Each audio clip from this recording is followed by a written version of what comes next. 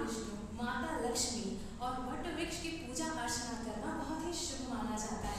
इसलिए आज हमारे बीच जुड़े हुए हैं आचार्य आशुतोष जी महाराज, जो कि वट सावित्री के व्रत से जुड़ी कुछ महत्वपूर्ण जानकारियां हमारे साथ साझा करेंगे। आचार्य जी, आपका बहुत बहुत स्वागत है सीजी न्यूज इंडिया में। पंडित जी, सबसे पहले हम आपसे ये क्वेश्चन करना चाहेंगे कि वट सावित्री के व्रत का इतना महत्व क्यों है? सर्वप्रथम तो मैं आपके प्रश्नों को उत्तर देने से पहले मैं जितने भी भारत देश में जितने भी माताएं वट सावित्री का व्रत रखती है, उन सभी को मैं वट सावित्री की बहुत बहुत शुभकामनाएं देता हूं और भगवान लक्ष्मी नारायण उनके जीवन में सदैव मंगल बनाए रखे, उनके पतियों की दीर्घ आयु रखे और सारे मनोकामनाओं को पूर्ण करे। और आप सभी चैनल वालों को मैं तहे दिल से धन्यवाद दूंगा। तो बताइए कि इस वट सावित्री के व्रत की इतनी मान्यताएं क्यों होती है? देखिए, सनातनी धर्म में बहुत सारे पौराणिक कथाएं आती है और हम सब सनातनी धर्म से हमारे वेद पुराण के माध्यम से चलने वाले हैं। और हमारे वेद पुराण जो है, वेद पुराण में लिखा हुआ है कि भारत देश में अनेक त्योहार मनाए जाते हैं। उसमें से एक व्रत कहा जाए या त्योहार कहा जाए, ये वट सावित्री का जो व्रत है, ये माताएं जो हैं अपने पति के दीर्घायु के लिए ये व्रत रखती हैं। पौराणिक कथाओं को अगर देखा जाए तो एक छोटी सी पुराणों में कथा आती है कि एक सावित्री और सत्यवान की कथा आती है, जिनका बड़ा सुंदर विवाह हुआ था और विवाह में दोनों आनंद मंगल के साथ अपना जीवन यापन कर रहे थे। जब दोनों दाम्पत्य जीवन में अग्रसर हो रहे थे तो एक दिन नारद जी महाराज का आगमन हुआ। नारद जी महाराज जी को देख करके सावित्री और सत्यवान जो दोनों ने प्रणाम किया और जब दोनों प्रणाम किया तो नारद जी ने आशीर्वाद दिया। तो सावित्री पूछ पड़ी कि महाराज, मेरे पति और मेरी आयु कितनी है? तो नारद जी कहने लगे कि हे सावित्री, तुम्हारे पति की आयु तो कुछ मंथ बचे हुए हैं और इनको कोई बचा नहीं पाएगा। तो विनती करने लगे नारद जी से, बोले महाराज कोई तो उपाय होगा। तो नारद जी ने कहा कि एक काम करो कि आप जाकर के वट वृक्ष के नीचे जाकर के निवास करना और वहीं भगवान लक्ष्मी नारायण की पूजा करना, है ना। और भगवान नारायण का जो नाम लेता है उसका यमराज भी कुछ नहीं कर पाते, ये कथाओं में कर लेते हैं। तो कुछ धीरे धीरे समय बीता, वट वृक्ष के नीचे दोनों रहने लगे पति पत्नी। और कुछ समय बीतने लगा तो कुछ समय बाद यमराज जी का आगमन हुआ। यमराज जी जो थे वे उनके पति के प्राणों को हरकर ले जाने लगे। तो एक भारत देश की नारी है जो अपने पति के लिए सारे कर्तव्यों का पालन करती है। जैसे ही यमराज उनके पति को ले जाने लगे सत्यवान जी को, तो सावित्री पीछे पीछे दौड़ लगाने लगी। तो यमराज जी बार बार उसे रोकने लगे कि देवी तुम कहाँ जा रही हो? तो ये जो विधान लिखा है, जो शास्त्र में वर्णित है, जिसके ब्रह्मा जी ने जो लेख लिख दिया उसे कोई नहीं डाल सकता, तुम व्यर्थ में पीछे आ रही हो। लेकिन वो भारत देश की नारी थी और एक पतिव्रता नारी होने के नाते वो उनके पीछे पीछे जाने लगी। और जब पीछे पीछे जाने लगी, हताश होकर के यमराज जी बोल पड़े कि देवी तुमको क्या चाहिए? तो बोले कि हे महाराज, मेरे पति की आयु मुझे दे दो, मेरे पति के प्राणों को बख्श दो। तो बार बार पीछे होने तो यमराज कहने लगे कि हे पुत्री, तुमको जो चाहिए वो ले लो, तुम्हें क्या वरदान चाहिए वो भी ले लो, लेकिन तुम्हारे पति के प्राण को मैं नहीं दे सकता। और अंत में सावित्री कहने लगे यमराज से कि एक काम करो महाराज, आप मुझे वरदान देना चाहते हो तो मुझे पुत्रवती होने का वरदान दे दीजिए। तो यमराज जी फंस गए और उसे बोले कि ठीक है पुत्र, तुम 100 पुत्र तुम्हारे 100 पुत्र हो।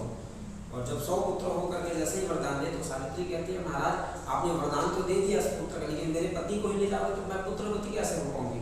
और उसी समय फिर यमराज जी बोले कि सावित्री, तुम्हारे पतिव्रता धर्म को देख करके और तुम जिस हेतु यहाँ आई हो अपने पति के प्राणों की रक्षा करने के लिए, और तुम्हारे जैसा सत्यता को प्रकट किसी ने नहीं किया, तुम सत्य को प्रकट की हो और तुम एक पतिव्रता धर्म का पालन किया, इससे तुम्हारे पति के प्राणों को भी रक्षा करती हो। तो उस दिन से हमारे का जो कोई भी वट वृक्ष के नीचे बैठ करके भगवान लक्ष्मी नारायण की जो पूजा करेगा उसके सारे मनोकामनाएं पूर्ण होती हैं। और उसी दिन से ये कथा है कि जो इसीलिए वट वृक्ष के नीचे ही व्रत की जाती है और आज भी इस परंपरा को चलते आ रही है और अनादिकाल तक चलते रहेगी। अच्छा आचार्य जी, वट वृक्ष ही की वट वृक्ष को इसलिए पूजा किया जाता है क्योंकि कथाकार और कथाकारों की मान्यता है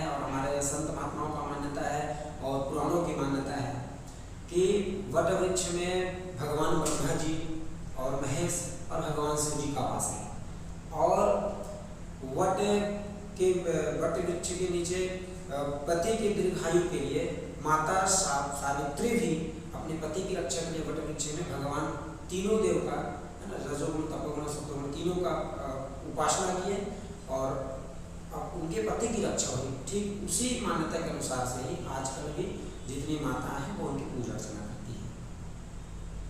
अच्छा आचार्य जी, इस बार जो ये वट सावित्री का व्रत बढ़ रहा है, कुछ लोग कह रहे हैं कि 29 को पढ़ रहे हैं, कुछ बोल रहे हैं 30 को पढ़ रहे हैं, कुछ लोगों को लग रहा है दोनों दिन पढ़ रहे हैं, मतलब लोग थोड़े कंफ्यूज हो रहे हैं। तो आप बताइए कि वाकई में इसका शुभ मुहूर्त किस दिन है?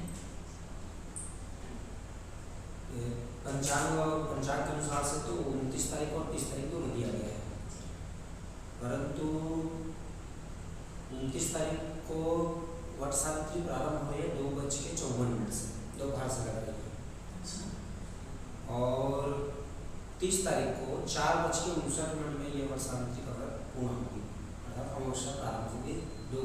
पहले दिन 29 तारीख को 2:54 से और अगले दिन 30 तारीख को 4:59 तक ये अमावस्या पूर्ण रहेगी।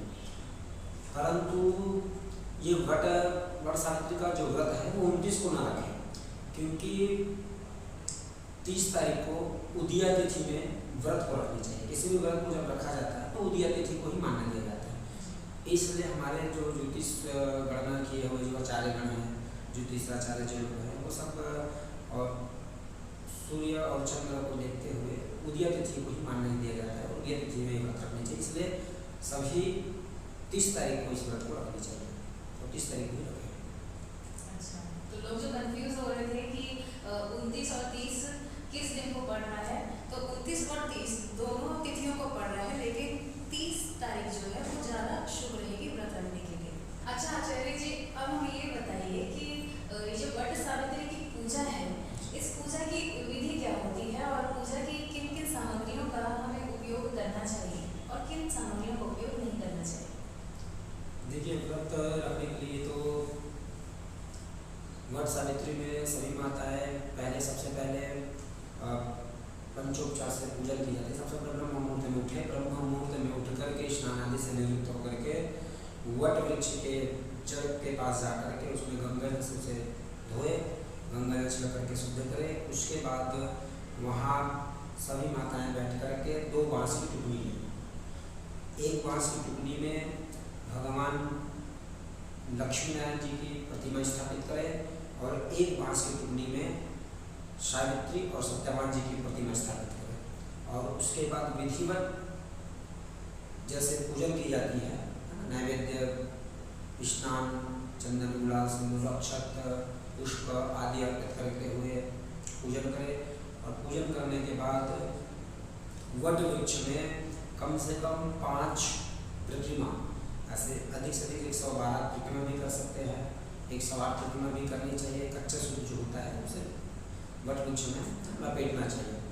प्रतिमा करें, कम से कम 5 करें, 11 करें, 7 कर लें, 108, 112 जो भी यथाशक्ति जो भी हम कर सकते हैं। और उसके बाद भगवान की पूजा पाठ करके कथा सुने, कथा सुन करके सभी चने जो भीगे हुए चने हैं उनका भोग लगाएं और उसे ही ग्रहण करके ही अपने इस व्रत का पारायण करना चाहिए। ये विधि है। अच्छा, मतलब जो भीगे हुए चने हैं उसी से व्रत को पारायण किया जाता है। अच्छा, और जो टुकड़ी जो हम प्रयोग बनाते हैं, अगर किसी के पास बांस की टुकड़ी ना हो तो वो दूसरी टुकड़ी ले सकते हैं? नहीं, बांस की टुकड़ी लगती है नहीं है तो फिर आप केवल मनसा पूजा कर सकते हो। मन से भी पूजा की जाती है तो मन से पूजा कर सकते हो उसके लिए।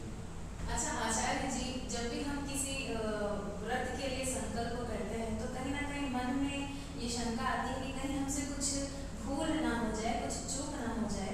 तो इस वट सावित्री के व्रत के लिए ऐसी कौन सी बातें हैं जिनका हमें खास ध्यान रखने की जरूरत है? ऐसे विशेष ध्यान रखने योग्य एक ही बात है कि आप अपने मन से भगवान को स्मरण करें और भगवान को मन से याद करें। विधिवत यथाशक्ति जैसा आपको पूजन करने का, जैसे आप मन से जो पूजा करना चाहें विधिवत वो पूजन कीजिए और प्रयास करें कि उस दिन किसी को कटु वचन ना कहें, है ना। धर्म का पालन करें, पतिव्रता धर्म का पालन करें, संयम से रहें और प्रयास करें कि किसी को भी हमारे द्वारा किसी को भी बुरा ना लगे, किसी को हट ना पहुँचाए, और सदैव उपवास करना है, मतलब भगवान के निकट, उप मतलब होता है निकट और उपवास मतलब होता है रहना। तो प्रयास करें कि भगवान के निकट ही हम सदैव रहें और उसके बाद विधिवत भगवान का व्रत करें। अवश्य भगवान उनकी सारी मनोकामना